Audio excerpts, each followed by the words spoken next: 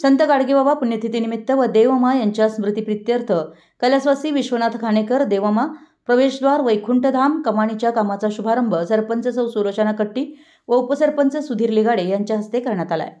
यावेळी पंचगंगा कारखान्याचे संचालक प्रमोद पाटील प्रमुख उपस्थित होते.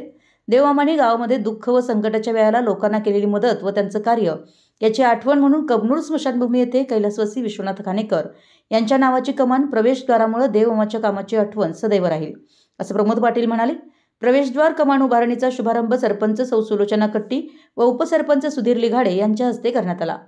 यावेळी ग्रामपंचायत सदस्य समीर जमादार, अजित खुडे, सुदाम पाटील, अनिल परीट, विनायक यादव, शांतीनाथ कामत, शकील मुल्ला, युवराज कांबळे, दिग्विजय इंगवले, गावातील सामाजिक कार्यकर्ते उपस्थित होते. कमान उभारणी व स्मशानभूमी सुशोभीकरण कार्य सामाजिक कार्यकर्त्यांकडून लोकवर्गणीतून केलं जात आहे.